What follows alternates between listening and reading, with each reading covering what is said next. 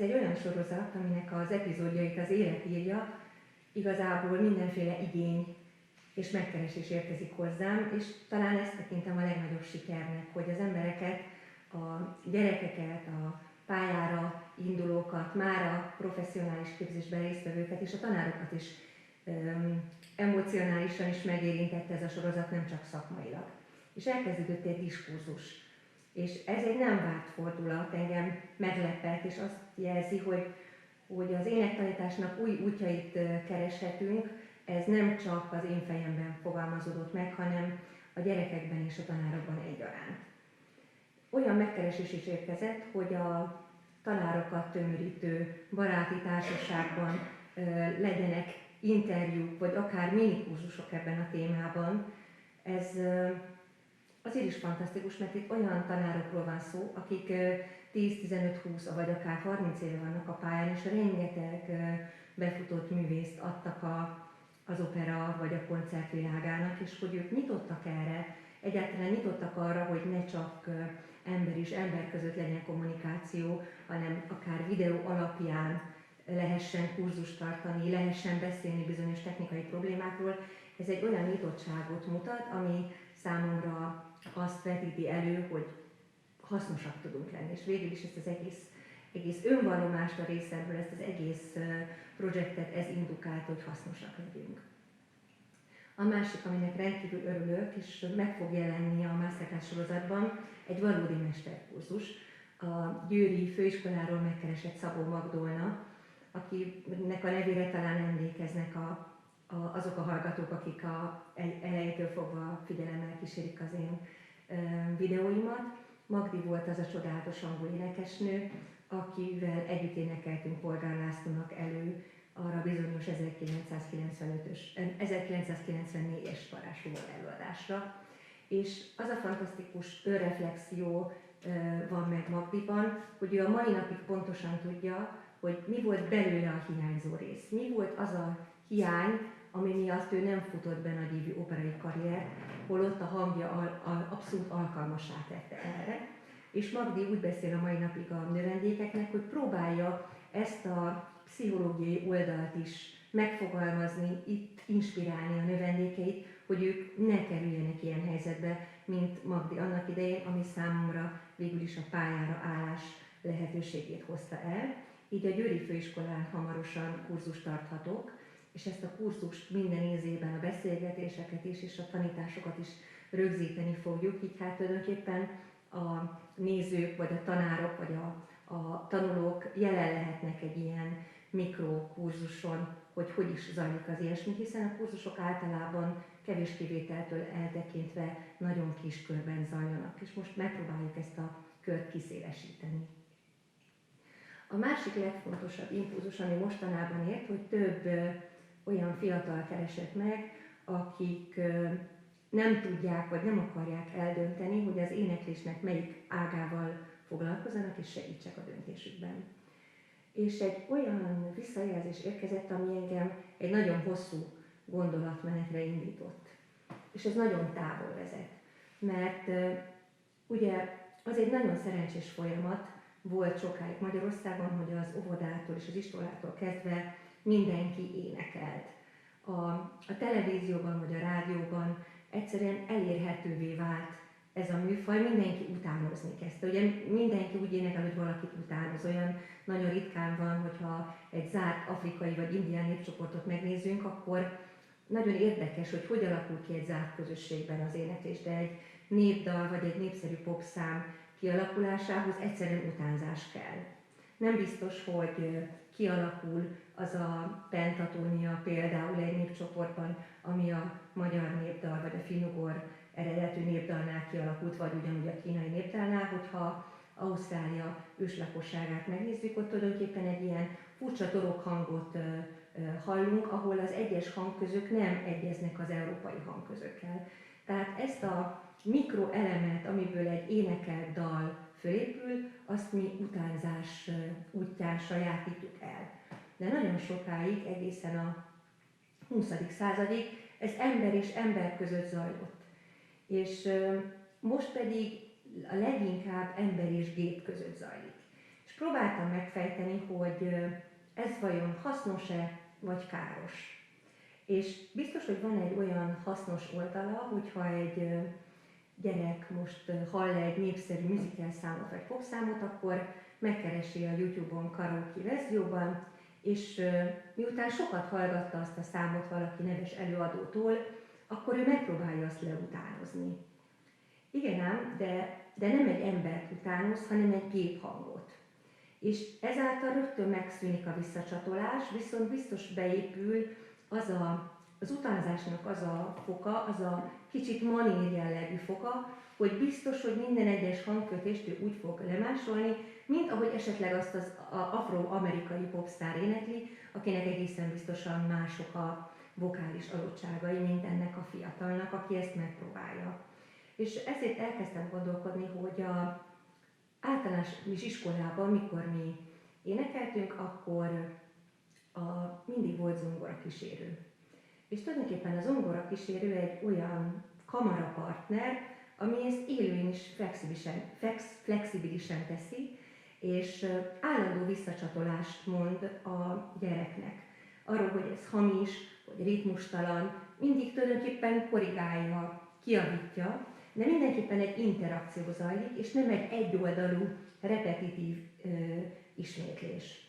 Azt szokták mondani, például, hogyha valaki hangszert tanul, hogy, és saját magam is tapasztaltam, amikor zongoráztam, hogy egy idő után van egyfajta izommemória, amit ha nem követ a fejnek a tudása, azt, hogy pontosan milyen hangokat játszik és miért, akkor automatikus lesz, de nem javítható, nem korrigálható, nem fejleszthető.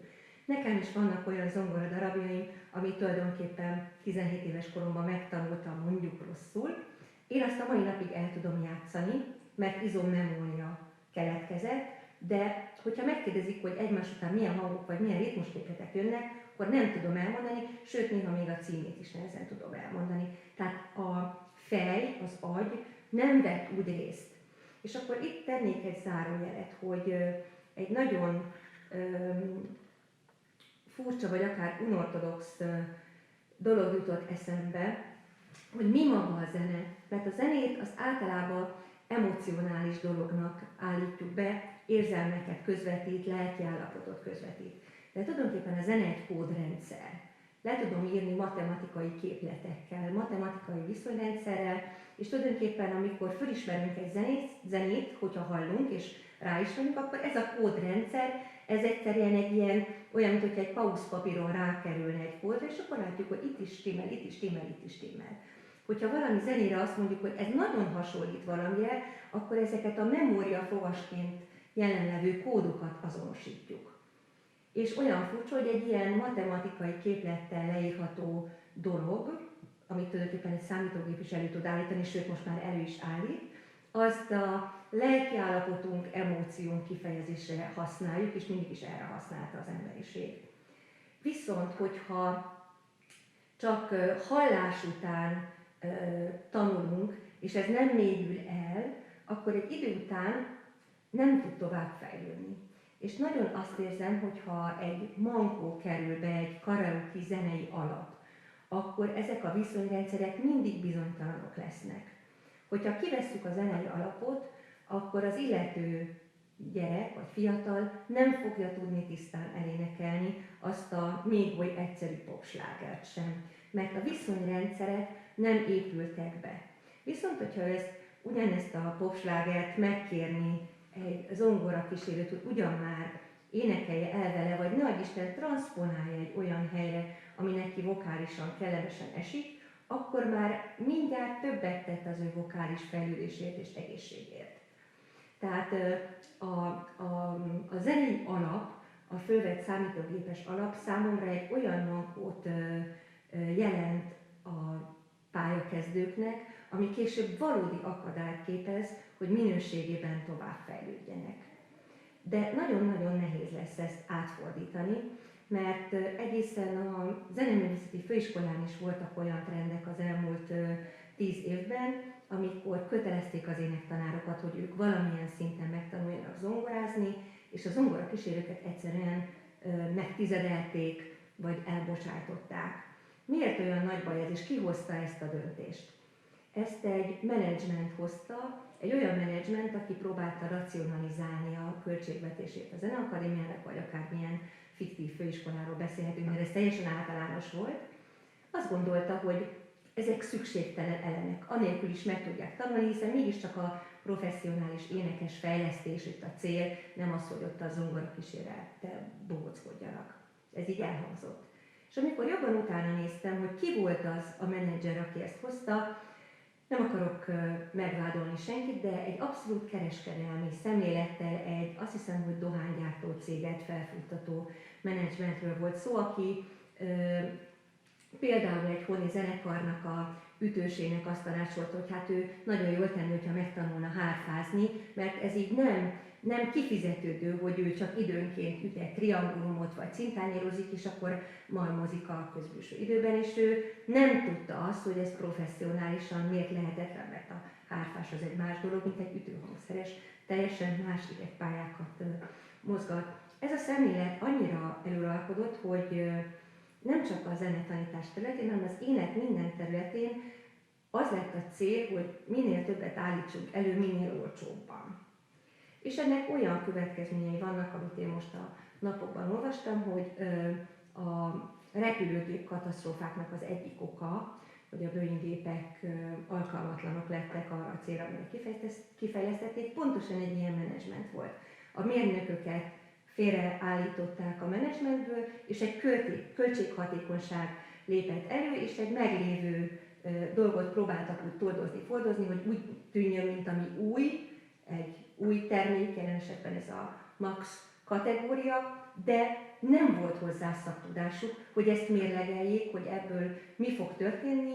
Egy iPad-es továbbképzést írtak elő a pilótáknak, majd az lett a következmény, hogy 2 gép is megsemmisült. És az egész iparágat tulajdonképpen megváltoztatta, romba döntötte, a bizalmat tönkretette ebben a repülőgépben. Egy kicsit hasonló játszódik le, nem ilyen élesen, nem úgy mennek tönkre az életek, hogy leesik egy repülő, hanem bizonyos hangok nem tudnak úgy kiteljesedni, bizonyos tehetségek nem kapnak olyan alapot a képzésben, ami őket a legmagasabb szintre eljutatná. Nagyon sok mindenki mondhatja azt, hogy ez nem fontos. A tehetséges az úgyis megtalálja az útját. De én ezt már legelején felvetettem, hogy egy országnak a tehetség állománya az egy nemzeti kincs. És azt gondolom, hogy egy nemzet arra lehet büszke igazából, hogy mindenkinek, akit valamilyen tehetséget kapott, a sorstól, a Jóistentől, azt eljuttassuk a legmagasabb szintre. Erre lehet igazán büszke valaki. Az, hogy önmagában egy nemzeti büszkeség, az egy passzív dolog. Az az aktív büszkeség és felelősségvállalás, hogy megadom-e pedagógiailag mindenkinek azt a lehetőséget, hogy a legjobb útra terelje önmagát és a tehetségét. Az világ változik. A technológia, főleg a hangrögzítési technológia és minden, ami a vokalitás köré csoportosul, bármilyen műfajban, a jazztől a musicalig, akár a magyar nótáig változik. A képzésnek utána kell menni és reflektálni kell. Egyszerűen felmérést kell készíteni arról, hogy mi történik egy olyan fiatallal, aki például nem találkozik soha egy zongorakísérővel. Mi történik azzal, aki csak is autodidakta módon képzi magát? Mi történik azzal, aki nem tud dönteni, és kihullik a rendszerből, hiszen a Színművészeti Főiskolán a zenés osztály 4 évente indul. Mi van, ha valaki, mikor kiderül, egyszerűen kisodródik ebből, és nem kaphat olyan képzést? Én ezt nem ítéletként mondom, hanem továbbgondolásra értelmes vita, nyitó expozíciónak, hogy gondolkodjunk abban, hogy használjuk a körülöttünk levő eszközöket úgy, hogy a tehetségek a legteljesebb lehetőséget kapják meg ahhoz, hogy kiteljesedjenek. Hosszú évekig azt képzeltem, hogy ha új énektanárhoz kerülök, akkor amit addig csináltam, az biztos, hogy rossz. És akkor elkezdtem valami tök más csinálni, vagy valahogy máshogy csinálni, és emlékszem rá, hogy Brigi néni is úgy furcsálta a dolgot, és mondta, hogy talán a második, harmadik óra után, hogy most mi a baj.